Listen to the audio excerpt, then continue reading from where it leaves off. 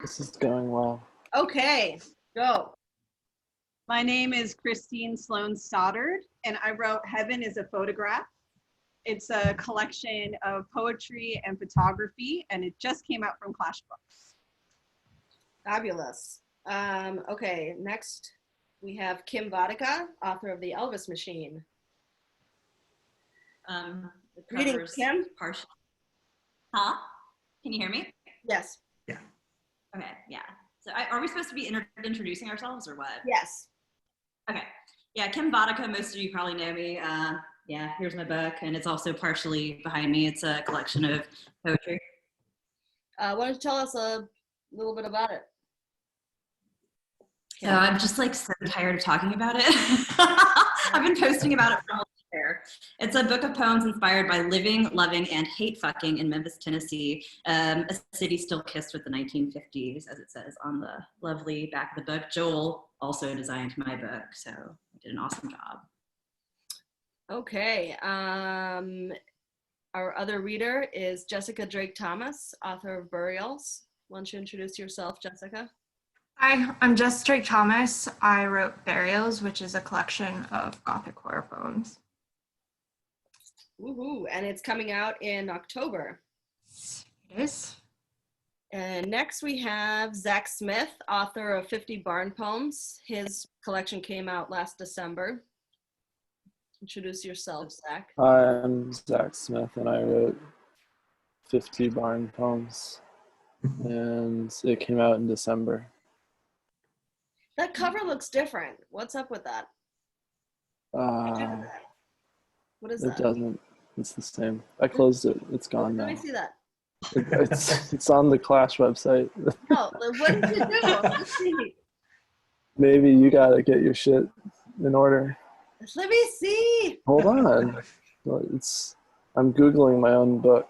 No, hold up your book that you had. I didn't. I'm telling you. Hold on. Crazy. All I did was hold up my phone. Schwartz. Okay, there it is. That is so weird. It's got like the infinite jest It does have the There was something sort of vibe. with my head. Okay, Jerrod Does Schwartz. that look weird to you?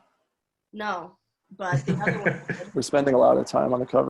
Yeah, because you're messing with me. Oh, but speaking of your cover, he got a amazing blurb from Dave Eggers, 50 Barn Poems. Yeah. Dave Eggers. Wow. The cover's so good. Dave Eggers said, I haven't read this book yet, but the clarity and candor implied in the title alone makes me think it could be the greatest ever book of poems about barns. And he's right. He's totally right.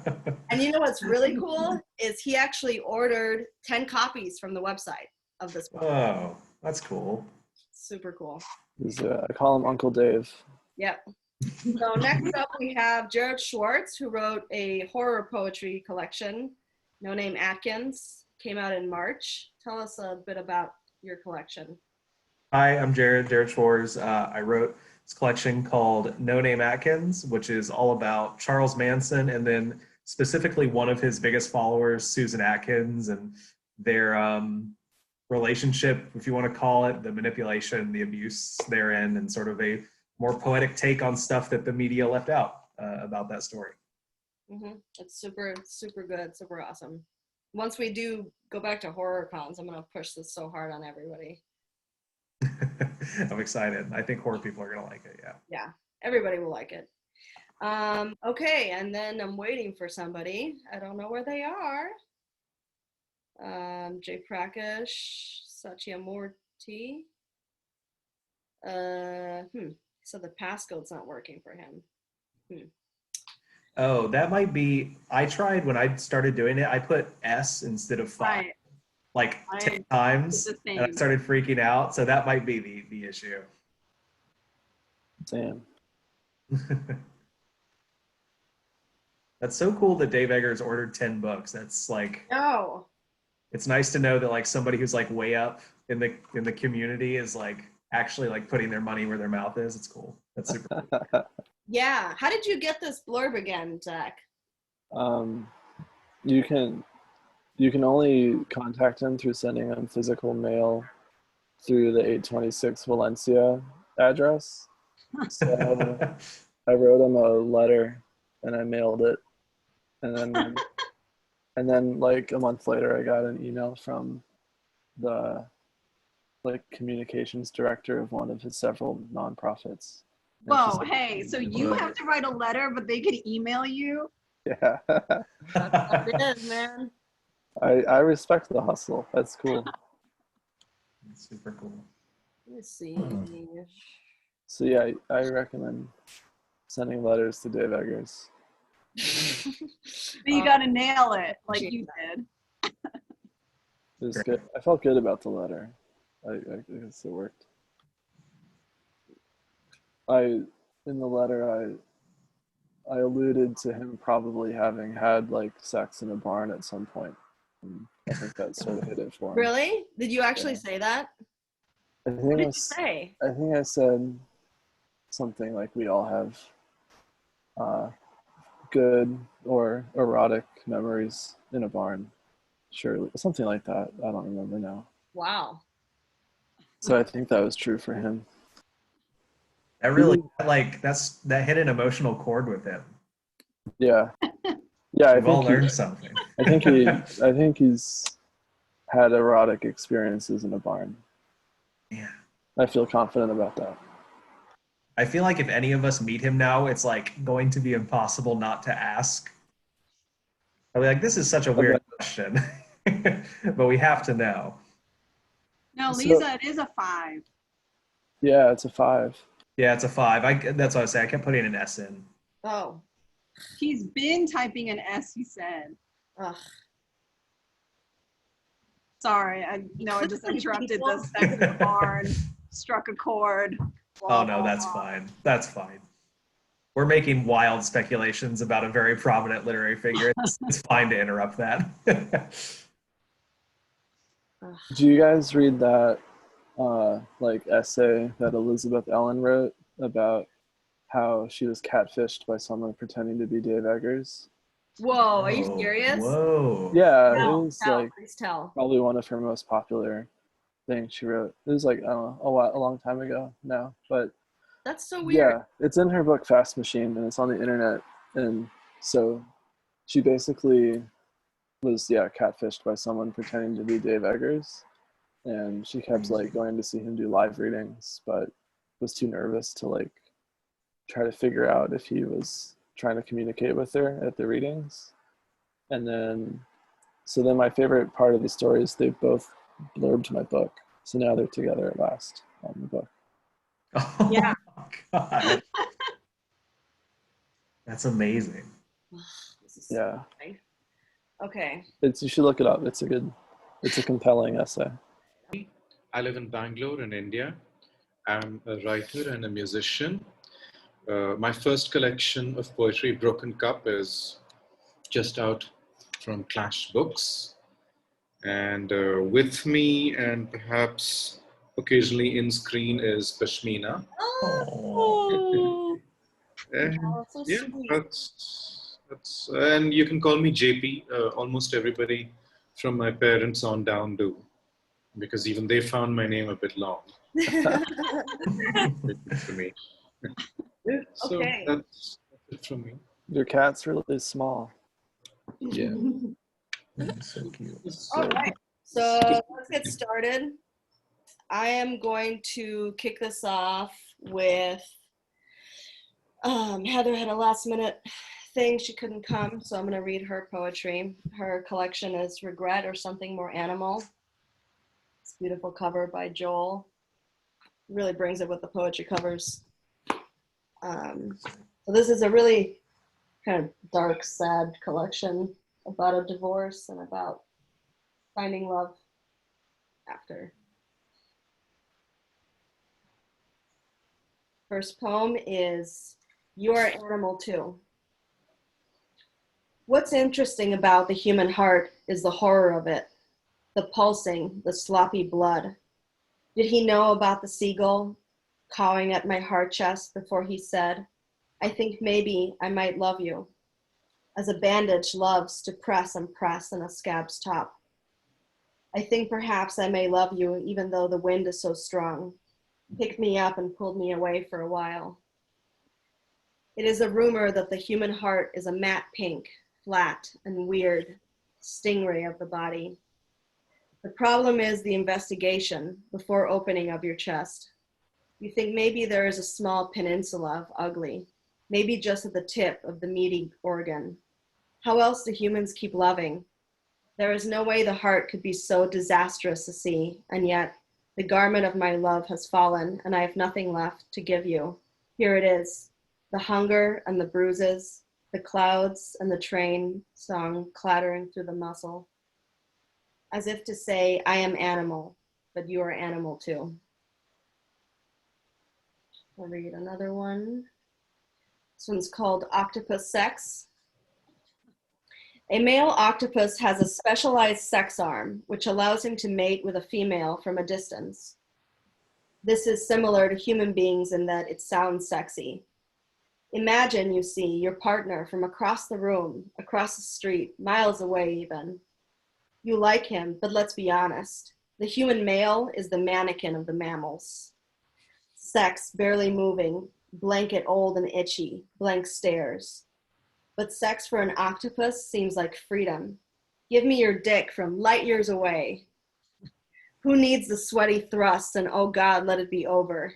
In the Pacific, somewhere a glittery female barely changes her day, the flesh a quick shooting star then gone.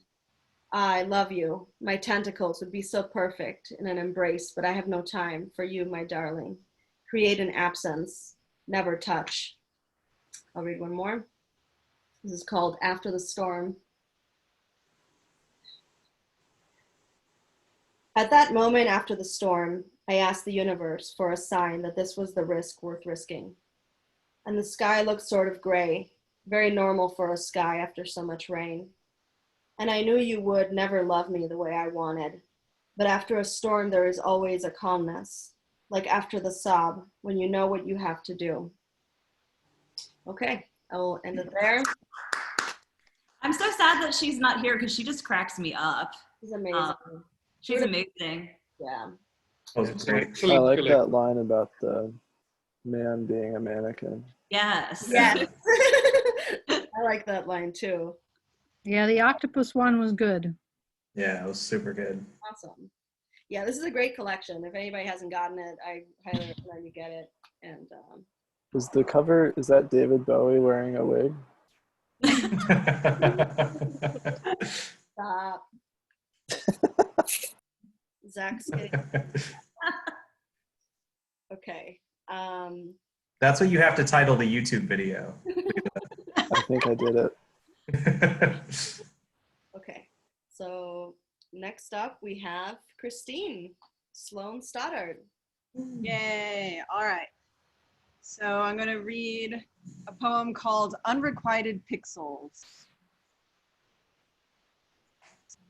The weight of a camera feeds my hungry hands. I can feel the lens breathe and the shutter beat like a prudent heart.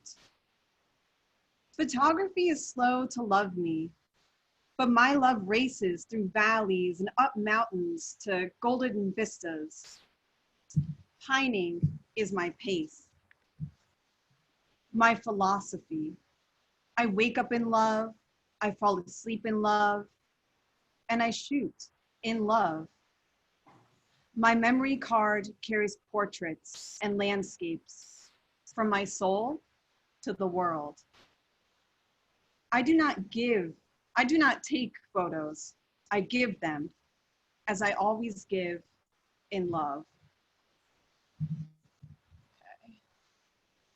This poem is called Portraits of Friends.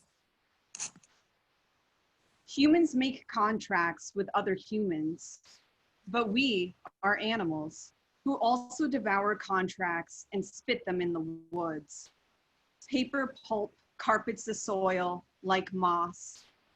Forget honor, forget clauses, forget policies. Signatures are invalid with beasts roaming the land. I hold up the camera and beckon you to smile, but you can bare your teeth any way you choose. All right, last one is BFA. The tapping of pencils in the great hall drums out all serenity from the brain. Think about your future. My camera is my heart. Think about your life. My camera is my soul. But you have a stomach. Feed your stomach. The relentless grip of societal expectations could shatter the skull. I filled out that green index card and wrote photography on the long black line. My major decision was not so major, right? The lens obsessed. Do not choose medicine or law. Business will not do. Dentistry is a cavity in an artist's heart. We choose the path that could kill us. Pull the trigger and bang goes the camera. Ready, set, shoot. 4 years and a diploma. 4 years and a portfolio. 4 years and nobody knows what is next. Thank you. Woo! That was good. That was great. Yeah, something. I love how Zach says everything in monotone, but thank you. You're welcome. There's pictures, right? Can you there's show a amazing picture? pictures. Yeah. Yeah, no, you're right. I should show Yeah. a picture. If that's okay. Yeah. Quickly. Here's disappearing screen. Oh my God. Hold on. Oh no. And I can't stand up because I'm not wearing pants. Oh, okay. You probably can't see it from that distance. You can see. You can see. Yeah, I love that. Your gold, all your. Wait, I have a copy. I have no Oh reason yeah, I can do yeah, it. Alex, my savior. Thank Yeah. you. Alex, are you wearing pants? I've got a copy too. Yes, if you want to see it, sure. Okay. I'm not wearing pants. Underequited pixels. Yeah, it's Like kind of a- blurry. You've got Vaseline on your lens. Yeah, you got Vaseline.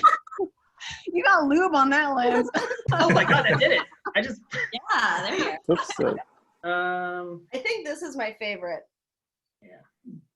It's the most. Oh yeah, thanks. Really? I kind of hate that, like love hate that one. It's so bizarre. Yeah, that's real hair.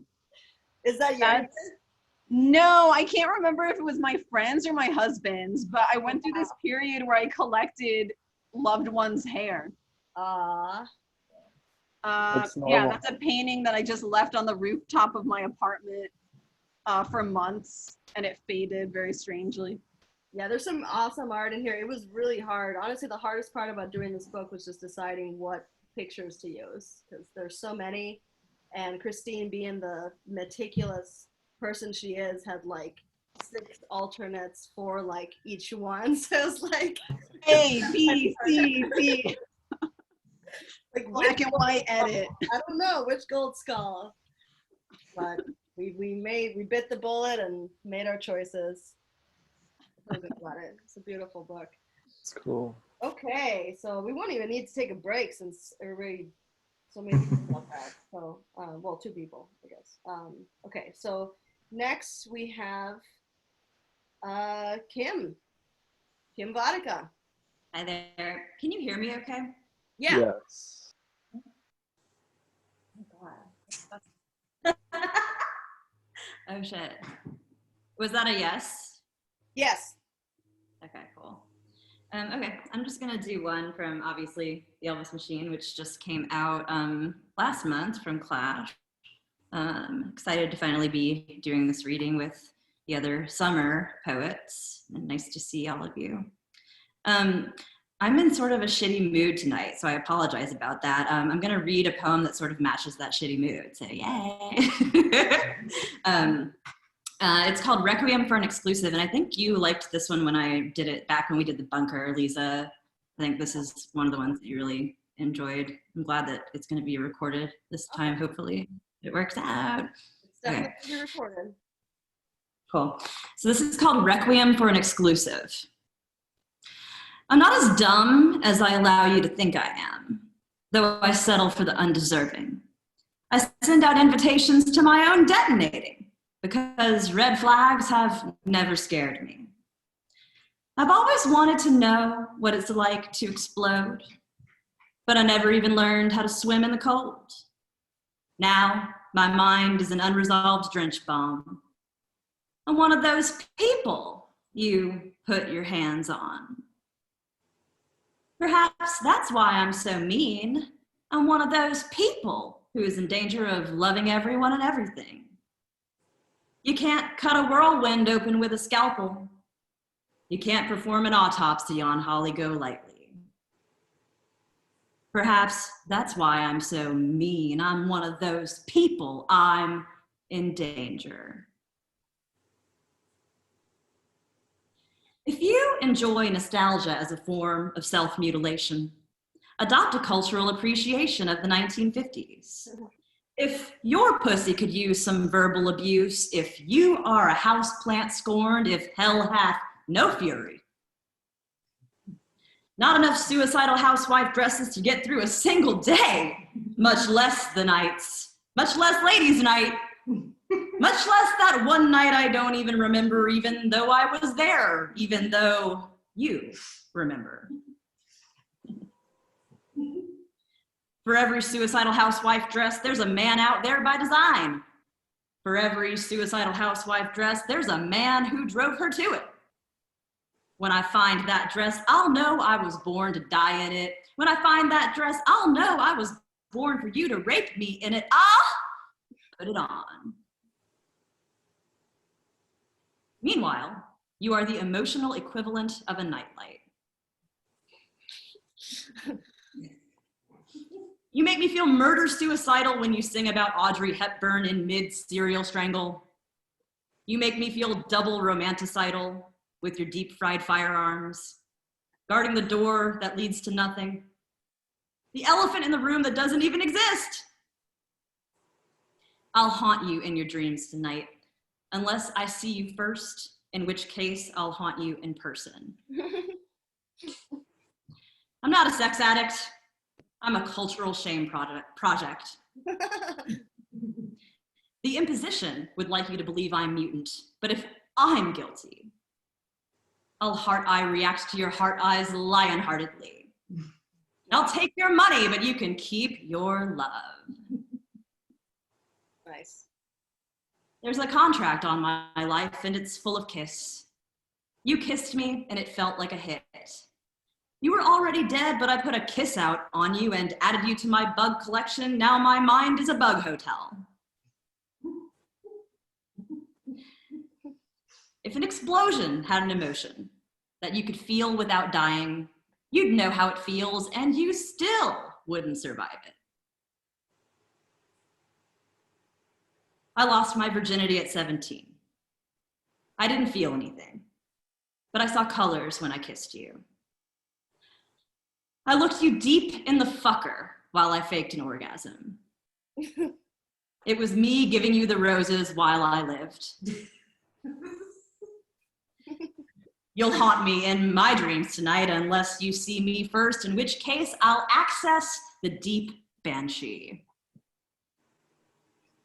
I'm not a sex addict. I'm your Madonna whore complex. The imposition would like you to believe I'm a drunk ashtray on legs. The imposition would like you to believe all manner of beasts, and you will, but if I'm guilty, so are you. It was the bathroom. Do you forget? How could you remember? We became a murder ballad. But I was born in this dress. I was raised in this dress. I became a woman in this dress. I felt beautiful for the very first time in this dress. I performed for you in this dress. I disgraced myself for you in this dress. I passed out in this dress. I woke up hungover in this dress. I rolled over and went about my business in this dress. I fucked you in this dress. I fucked you over in this dress. I cried over you in this dress. I made a fool. But if you clench your asshole real hard, it's almost like it didn't happen. I'm the Michael Corleone of love, depressing your jealousy triggers. You have your soap opera and I have mine, singing soprano in your psychiatric choir. If you clench your asshole real hard, I'm your soprano psychiatrist. I hold the mirror, but you never break character. And if you ever want me to piss on you ever again, don't answer a question with a question. Don't sweetheart me. Don't give me that baby Einstein shit. Slobber on me, you fucking dog fucker. Don't make me ask rude. Put your cum icing in my cake hole and tap out the remnants. I'm locked in a maximum insecurity dick prison where the cell bars are literal penises. And since this is a black tie only invitation to disrespect, you better RSVP. Slut shame me. I dare you. Fuck everyone. I plan to. Woo! I'm not a sex addict. I'm a sex farmer. I try. I really. I consulted my autumn almanac. I sprinkled brown sugar on the cock blossoms during the blood moon, the blonde moon, the good night moon, the lunar eclipse. And all I got was this lousy test tube daisy stem. I'll send you the souvenir infection. I don't have an abnormal love of sex. I have a man's love of sex. I have a donkey's love of sex. I have a making up for lost times love of sex. I have the entire history of scorned womankind's love of sex. I have your love of sex. I'm the one. I'm a sex addict. I'll die in this dress. I'll haunt you in your dreams. I gave you the roses while I lived. I didn't feel anything. Woo! Hell yeah. Jim! Drop it like it's hot. Thank you. That was good. That was really good. Can we all be sex farmers? Yeah. Okay, so now we have something that's going to be a fall release coming up very soon, October 6th. It's Burials by Jessica Drake Thomas, a Gothic poetry collection. Jessica, take it away. Thank you. Okay, so this is called The Queen of Sticks. This is the witch's place. All that remains is the line of oak poles, spaced evenly, blackened by use. Above is the sound of stars, bells, and breaking glass. This is where we come to die. I am the Queen of Sticks. This is where my gods answer me. I have been here before. My flesh was warm. It crackled and broke.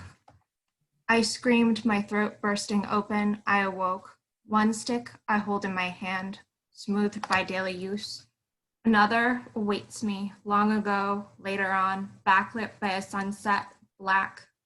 Sticks, stones, break bones, lies, kill people. Meet my lover, the executioner. He kills people for his bread. He chews, swallows, complains that it tastes of ash mixed with blood. Once he bit down on a rusted nail, dropped it in the dough. He thinks it's a curse from the dead.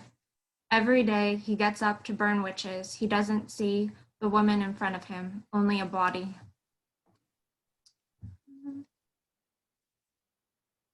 This is called Kindred. In 5th grade art class, I had to draw a mimic of Kahlo's La Venedita.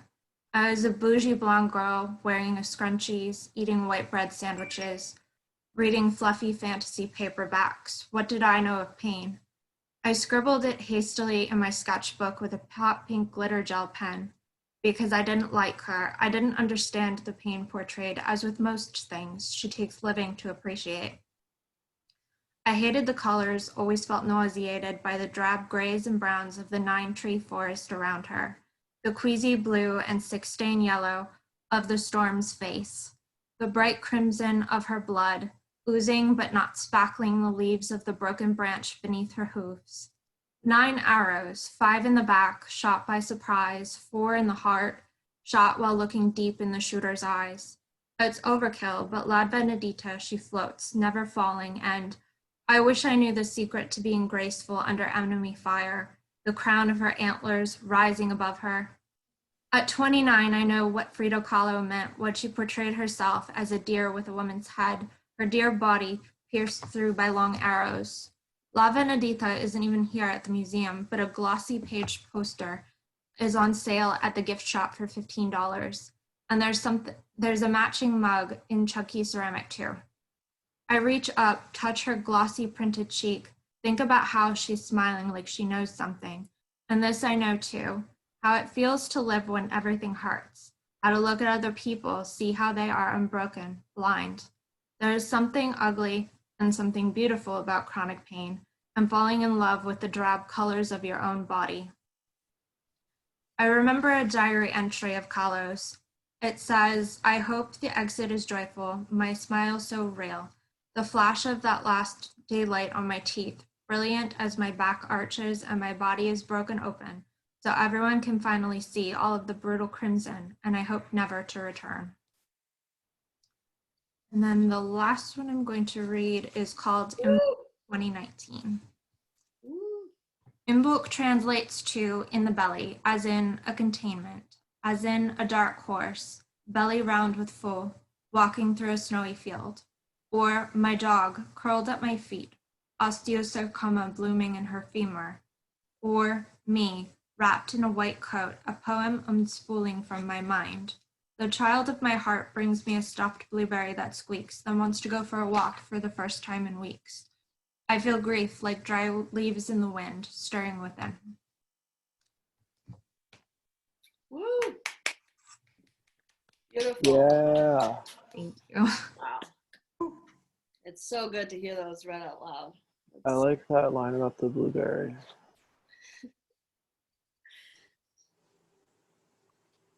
I'll read the back cover of this book. What is buried can return. Those who are dead can still speak. A witch can be burned, but not silenced. When the abattoir is opened, the dead will rise. Burials is the narrative of those whose voices have been taken away, murdered women, witches, ghosts. It's about speaking one's truth and using magic to heal or to banish, even from beyond the grave. So that's that. Creepy. Yeah, good shit, man. When's that coming out? You said the fall. October 6th. So it's the pre-order is up. You can pre-order it and get it a little early. Get it early. I'm mailing them now. I'm gonna mail the first batch Monday, so it's about a month early. So that's pretty cool. Well, considering mail, half whatever. Are you guys still using media mail? Because Yep. we've been losing a lot of packages. Yeah, media mail. I haven't been losing any, but they've been taking forever. Yeah. Okay, so next we have Zach Smith, the author of 50 Barn Poems. Came out last December. So it's been out for a bit, but Zach is so fun. So I could not have him. Thank you. Thank you for having me. My name is Zach Smith. I wrote 50 Barn Poems. They came out in December. Can you hear me okay? Yep. Good. Okay. So in June, I did a thing where I wrote barn poems in exchange for people donating to a bail fund. And I had to write 76 barn poems in 24 hours, which is about 150% of the book that I wrote of barn poems. So I'm going to read some of those because they're different and I think they turned out pretty good. And they'll give you the gist of the book. Oh, cool. Wait, so they're extra barn poems? These are brand new, baby. Oh, wow. What a treat. Special. This one is called Barn Poems for, they're named for the people who donated. This is for Crow, Joan, and Orlander 1. We used to paint barns bright green, but then we invented traffic lights, and green meant go, red meant stop, and barns, well, they don't mean go, they mean stop. Take a look. Really drink in this barn. check it out. Man, what a nice barn, etc. This one is called Barn Poem for Donald Ryan 3. Never really been drunk in a barn, just a little drunk. Yeah, no, just responsibly drunk. I wouldn't want to pass out in a barn. I've heard you can disappear that way. Thank you. This one is called Barn Poem for Todd Snyder 5. Tearing down the garage, putting up a barn, tearing down many things, actually, and putting up many barns. Pass the paint and shut the fuck up. Thank you. This one is called Barn Poem for Todd Snyder 12. The moon. Nah. Fuck that. It's a barn. It's always been a barn. Open your eyes. Or no. Close them. Listen. If you really listen, you can hear them. Space moves from the moon barn. Beautiful. Thank you. Beautiful. This one is called Barn Poem for Todd Snyder number 38. And I picked this one for this reading because I thought it'd be kind of like sexually graphic. Barnal pleasures. Wow. A horse watches, eyes wide. Hand stuff, mouth stuff, semen arcing over the hay. Oh man, haha, gross. Wow. Thank you. This one is called Barn Poem for Jennifer Greedus 5, and I don't know if I pronounced her name right. This one's really short. Barn-wise motion, setting back the barn clocks. I always forget if it's barn forward or barn back. Then I have two more. This one is called Barn Poem for Alex Sugar 1. The hot New York City heat permeating my brains. It turns a bodega into a barn. I'm hallucinating, and I don't want it to end. I'd bottle this heat and sell it, but I don't think the world is ready for that. I guess that one's like a normal poem. And this one is called Barn Poem for Chris Dankland 2, which I think that's a pseudonym because this thing is about, he has a persona about smoking weed, so I think he goes by Dankland, but he's nice. He has a book called The Weed Monks, which is good. Okay, this is a poem for him. Competitive barn racing. Illegal in most states. Often violent, brutal. A showcase of the limits of our humanity. What's that movie about the like roller derby kind of sport? Like on rollerblades, but people die. There was that scene where the protagonist begrudgingly snaps some dude's neck on a railing or something.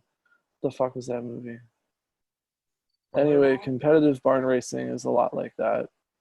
People carry knives, usually, for example. And there is often very little racing. It's mostly a knife thing. Thank you. Woo! Zach! Ooh, that was good. Best barn poems. Thank you. Challenge you to find better barn poems out there. You can't. You can't. I did it. I do encourage people to write their own barn poems, though. I think everyone should do it. Yeah. Absolutely. Do it. All right. So moving on to Jerrod Schwartz. No Name Atkins came out this March. Awesome. Can everybody hear me? Yep. Yep, good. Awesome. I'll give a little bit of pretext to mine. I'm going to read a section from the book that's a little bit towards the end. I tried to jump around in, this book follows Susan Atkins more so than it follows Charles Manson. I wanted to focus on one of the people that the media villainized and really just saw as this, I mean, back in the 60s and 70s, you know, the treatment of women was horrible, and especially for a woman who was accused of committing a crime, you can imagine it was extra horrible. So I wanted to focus on trying to find poetic ways to speak about how she might have felt as opposed to the way the media villainized her. The Charles Manson story kind of takes an apex with this murder of Sharon Tate, who was 8 months pregnant with a boy, and this is sort of the culminating moment of why he's so infamous. And a lot of that is shrouded in mystery. Susan Atkins and a couple others were sentenced to jail, but we don't really know who killed who. It's, you know, only the people who are there actually know. So these two poems are them driving to Sharon Tate's, which was actually, I believe, Roman Polanski's house at the time, to commit this crime in the name of starting a sort of pseudo race war. So this first poem is called Car Ride There. Susan snorts cocaine off the dashboard and watches the rows of brick and stucco mansions dissolve into hyacinths. Tex tosses a box cutter in her lap. She holds her breath as the handle grows scales, the edge wiggling a forked tongue. She slides her thumb along the weapon's skin until it draws blood. She chokes a single hiss from the blade and looks back outside. The mansions rolled by, their walls fracturing into piles of dead leaves. This is called Front Door. Susan rings the bell, and the whole house repaints itself a San Jose Cayenne. Her box cutter deforms into her classmate's dead cat, asleep underneath Susan's first car. Another ding dong, and the mansion shrinks down to a single door and her father's suitcases in the hallway. I'll send you a check every month, he says. Knocks Susan to her knees. The burn of old carpet replaces a porch's concrete. Back on her feet, she clenches the box cutter or the cat's neck or dad's first check until her knuckles are purple, bangs on the door, and waits for anyone to answer. I'm going to jump forward for one last poem. If you know the Manson story, you know that drugs were a huge part of this, and not sort of safe recreational uses of these drugs, very sort of manipulative ways of using them by Manson to sort of coerce a lot of, you know, really destructive behavior. When they got arrested, one part of that story that I just never really got mentioned in a lot of my research is how detoxing in prison must have just been absolute hell. I can't even imagine. So this poem is sort of a, you know, withdrawal-addled dream of her when she is sort of waiting for her court appearance. It's called The Dreams Are Not What She Expected. No prison cells made of baby bottles. No nooses threaded from burning film reel. Instead, she cleans choir robes with orange sand and cactus root. The desert around her is muddy with a fresh rain. Susan scrubs the smocks down to the color of her skin. Someone she has never met walks along over and asks, what was she wearing? Was the boy crying? The robes become a purple blouse she could never afford. A sudden wind becomes the boy's first breath, and Susan's neck hardens into a crystal. A knock from within her esophagus, a crack, her shattered throat, and a hand crawling out. And I'm going to read one more. I have to read a Manson one. Do it. I gotta read a Manson one. You just have to. We know. Your sound just went off. Back. Sorry about that. We know so little about Manson's life. only because he would tell different stories in different interviews, wildly different stories. Story about being sexually abused and being in a boys' home and then not being in a boys' home and killing a stepfather, all of these different things. So I guess take this poem with a grain of salt. We do know that he did spend some time in a juvenile detention center, or I guess a government boys' home at the time. This is the first poem in the book, and I'm just sort of imagining his parents dropping him off in sort of this really formative moment that would go on to inform what was a truly tragic life. This is called Prologue. A plant on fire, a boy in the dark. 1,000 miles away from baby Susan's cries, Kathleen Maddox, Charles's mother, sits outside a government home for boys in her rusted over Buick. The slow drip and pile of cigarettes on the parking lot like stalagmites. Through the building's window, she watches a guard shave Charles' hair down to the scalp, a white and pink blotch like the skinned over eye of a cave fish. That's all from me. Thank you. Nice. And then whoever said that in the chat, yeah, he said this too, that he was sold by his mother for a pitcher of beer. If you like want more Tiger King, just type in Charles Manson. That'll be your whole night on YouTube. Manson is a rabbit hole I used to fall down a lot. Oh yeah. Okay, so we're gonna close it out with Jayaprakash Satyamurthy, who wrote this beautiful collection, Broken Cup, came out this July. This artist did the cover, Anoop Bhatt. I love this art. So cool. All right. So yeah, so Broken Cup is my first poetry collection. It isn't really thematic. It's just all the ones I wrote over the past 4 years that I still like. In fact, I've written so many more since then, but I'm just going to read you 3 from this book right now. Mm-hmm. The first one is called Hymn 2. The pain of men is the crux of noir. It's why girlfriends are found in fridges.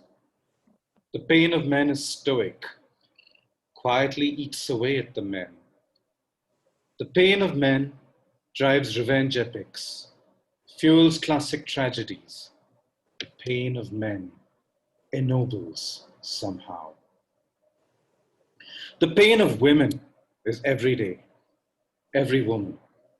And when it is counted, it will be seen as the fire that burns with no end. Even the tears of every man in his gallant pain cannot put it out.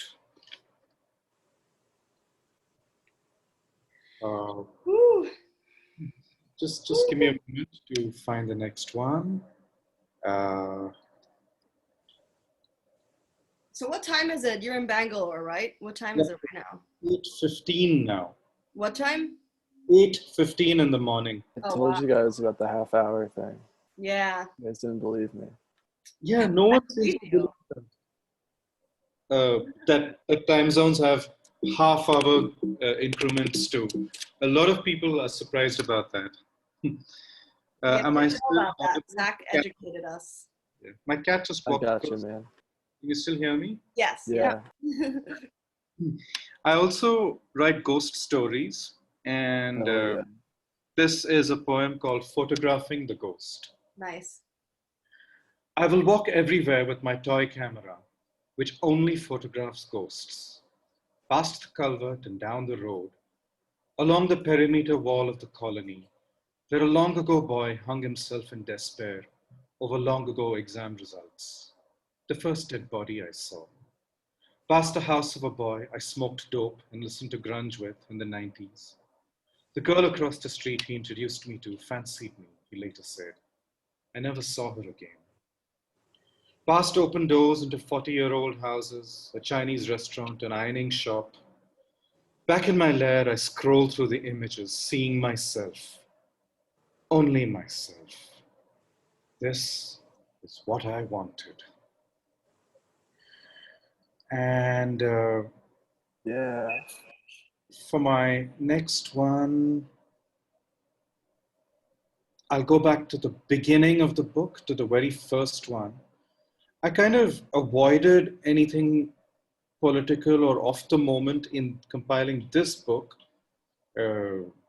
because I wasn't writing that much about politics, and I still am not, but it's become more and more inescapable, and the tendencies touched on in this poem have since more or less taken over my country. It's a really short one.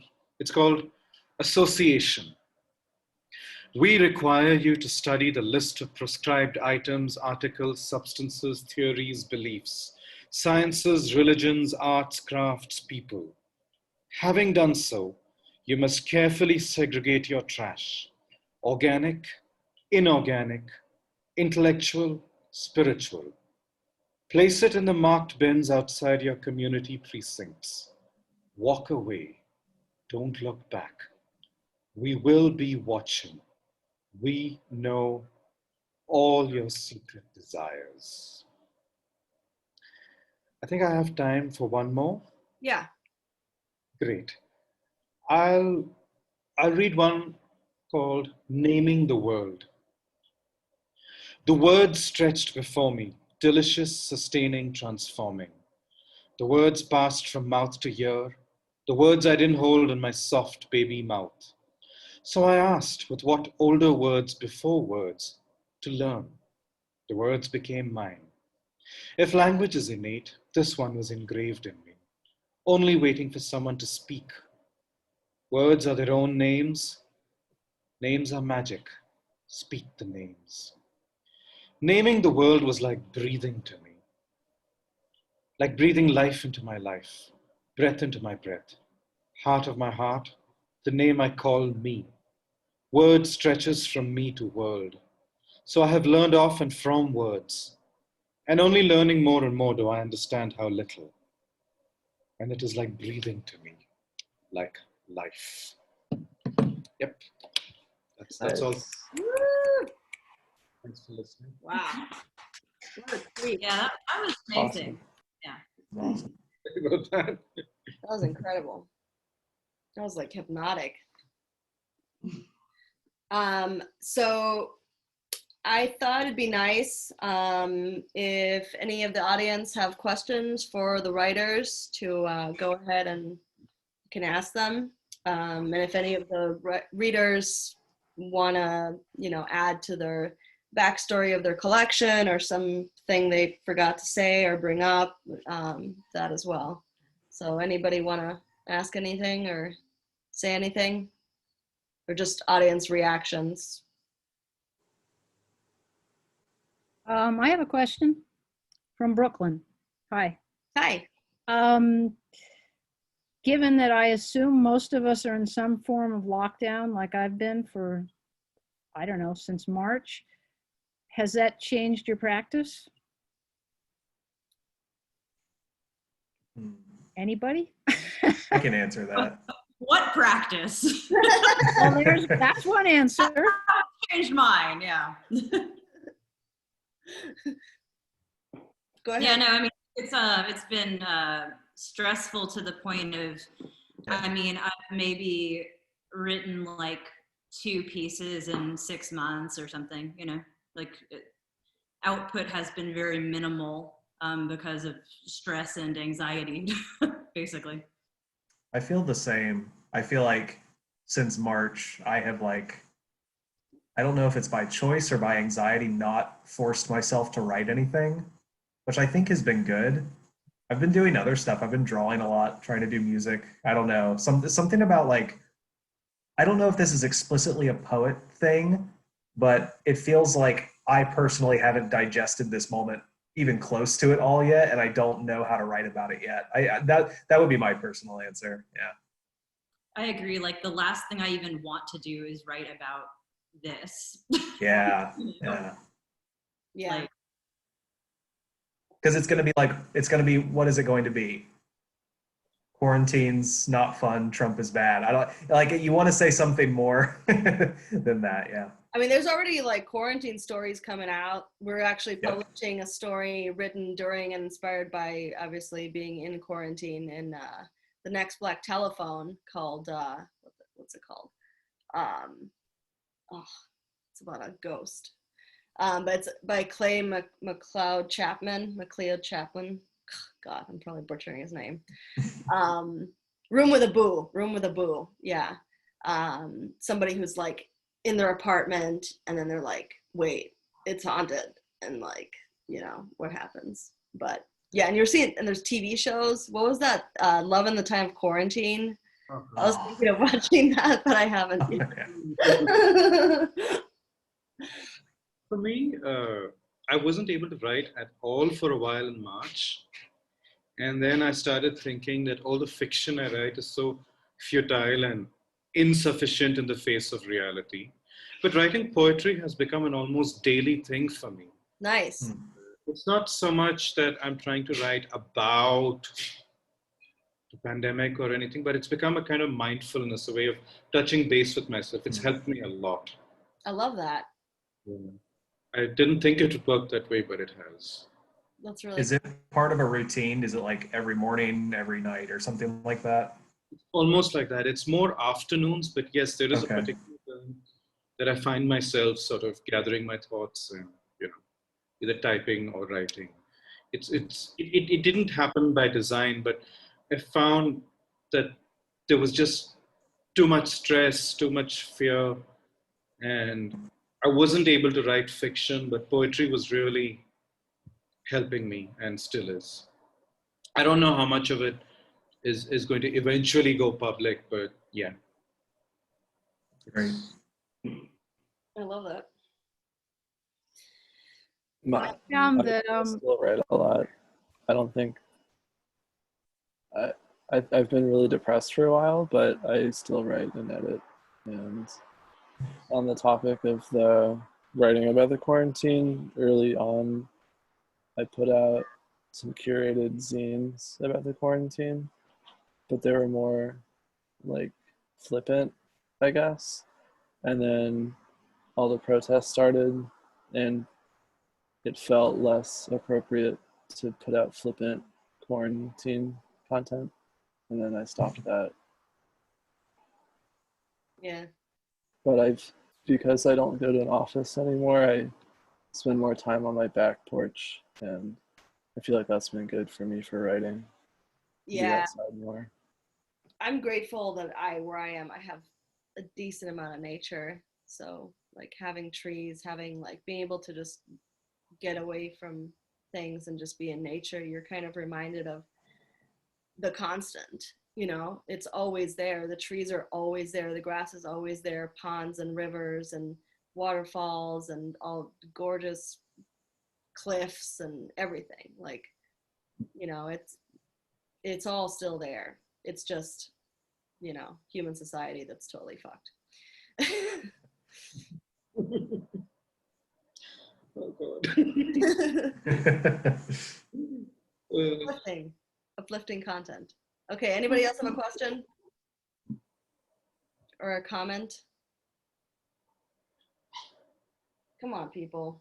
Okay. I'll ask fellow readers something. Yeah, go for it. Most of us have been reading from our books. What are you working on? Like, I know we just said maybe some of us aren't super working on stuff, but what's like in the works next? What's like the next project you kind of want to, work at?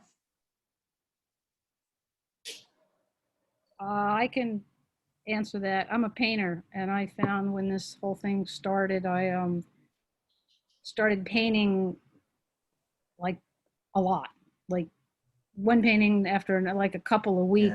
Yeah. And I would start a big project, and I think, okay, this one's really going to last. And I was, you know, like when you get a big novel that you're really looking forward to, and it's got 500 pages, and that makes you really happy. And you think it's not going to be a week, it's going to be a month. And then, so I like it when I started painting like that, and I found that they're just going like that, and I'm like grabbing onto them like life preservers. I mean, it's awesome. One to the other, and without them, I'm kind of like this. So I keep trying to invent bigger projects. I keep trying to find the next one, and so there's not one. There's this like series. And I guess at some point I'll look back and sort of see the pattern, but at the moment I'm still swimming through them, towards them. That's so cool. That's super cool. I have my project that I'm working on is it's called Tragedy Town. It's a novella or novel. It's about a world where tragedy is celebrated and everybody is kind of in competition for who can be the most tragic person. And everybody has a tragic fate that they have to live with. And my main character, her tragic fate is that when she meets her love, like the person, she will meet a sudden death, possibly. So yeah, so it goes from that direction. So it's been a really challenging world to work with because there's so many rules, and like even just coming up with a scene, like, wait, does this make sense in like the universe of Tragedy Town? Does this like Wait, I have a question. Is this partially humorous or is this dead serious? It's humorous. It's actually very humorous. It's kind of it goes from like light black to black humor. The scale. Yeah, it's actually a love story. I can't give any spoilers, but yeah. You said it's a novella or a novel? Yeah, yeah. It'll probably be a novella. Do you think it might ever like become bigger, or are you trying to keep it kind of tight? I mean, I want it to be whatever it is gonna be. Sure. So I don't want to like set unfair expectations for myself that I feel like, oh man, I better get to this page count. You know, like I'll feel good if it's because it'll be my first novel or novella or novel ever. Exciting. Like that's exciting and terrifying because it's like the wall that I never thought I could climb. Like I would come up with so many ideas and do short stories, but like when I get to that like third mark to like proceed, I would like not know what to do. So there's been a lot of resistance for me in moving forward, but that's cool. I haven't been writing since the virus, like I just said, but last year I started and finished a book that's inspired by Ted Bundy. And like, okay, I started this before the like big cultural resurgence. Like there was the Netflix docuseries that was really controversial. Yeah. Before Zac Efron. Yeah. Well, then there was the Zac Efron, like sort of, drama that came out in May. My book is poetry, and it's slightly hybrid because there are some erotic flash fiction pieces in it, but they're not like I'm trying to be a simp for Bundy or anything like that, right? It's not like, like Ted Bundy was hot and this or that, right? The whole thing is written from the perspective of victims and survivors, which I guess in itself could be controversial in its own way, but it's not really so much about making Ted Bundy the center of it. And it's really not even about him at all. It's just more about like really fucking bad dudes. So that one's like done in the can. So at least I have that to kind of like work with in terms of potentially finding a home for it while I try to figure out what in the fuck I'm supposed to be writing now. I have no clue what that's supposed to be, but. I'm excited about that Bundy collection. Oh, thank you. So cool. I definitely want to see that. I had a play that was supposed to be staged in New York in June, but we were doing casting and all that in March, and obviously none of that happened. So the theater nonprofit that chose it decided to put it and the other play. My play was Mi Abuela, Queen of Nightmares. And the other playwrights play, Justin Hihir's play is True Believer. They're putting out a book this fall. Mainly I've been working on adapting different narrative poetry projects into plays, adapting some of my plays Resume, thinking about how some of them might appear on the page instead. And and also looking at old or in-process film projects. Like Ben Nardolilli is one of the people in the audience tonight, and I had recorded him narrating one of his poems almost 2 years ago. And I told him, oh, I'm going to turn this into a film one day. And I sent him a rough cut last week because, you know, in quarantine, it was just, I can edit this shit. Now is the time. Yeah. I'm in bed and I'm going to edit it. And yeah, just working on my different multimedia kind of projects from home as I can. That's cool. I love that. I just finished a collection of poetry called Occlusion. It uses Norse mythology and the Morrigan, and it's more witchcraft inspired work. Oh, it's super cool. I'm really excited about it. That sounds awesome. Awesome. Can't wait to read that. Alrighty, well, I guess we're gonna wrap this up. Why doesn't everybody pop in and say, reiterate your book and tell people where you want them to follow you on social media and whatnot? The Elvis Machine, Clash. Are y'all out of copies? Yeah. No. Okay.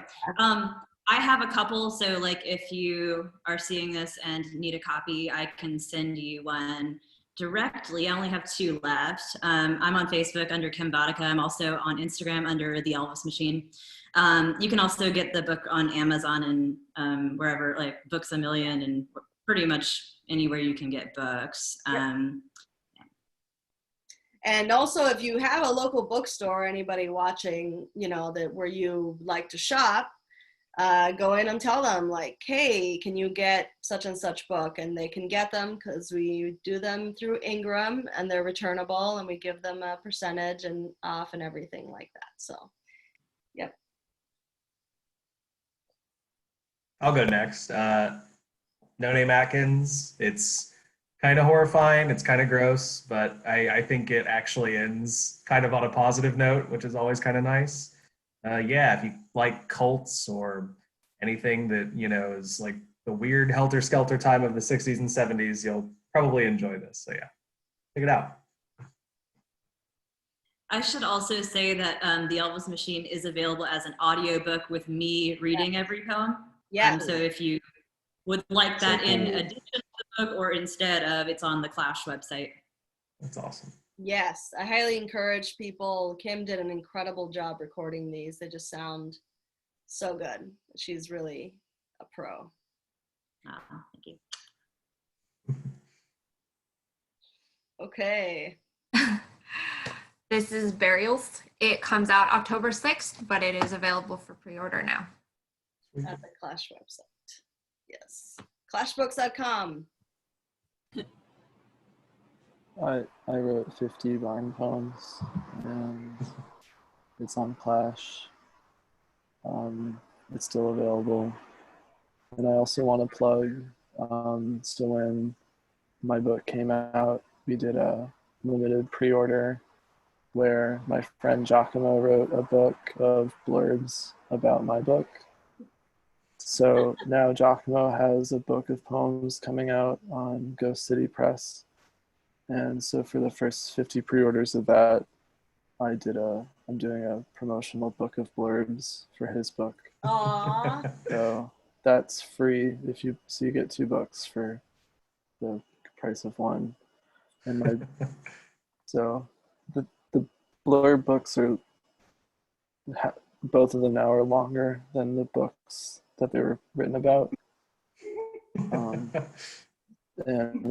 I think they're both good books, so I recommend getting Giacomo's book. It's like $10 and then you get mine. So Sweet. Check it out. It's a Ghost City Press. Yeah, and the book is called Chainsaw Poems and Other Poems. And my book of blurbs is called Chainsaw Blurbs and Other Blurbs. That's so cool. And there's links to it on my website and Twitter. All right. Cool. Thank you, Zach. Who's left? Me? Yeah, you go, JP. Then I'll go. Oh, okay. Yeah, so my broken cup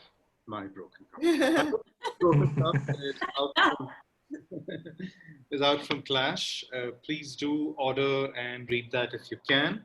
I also want to take the chance to plug my novella, Strength of Water, which came out last year from Polyversity Press.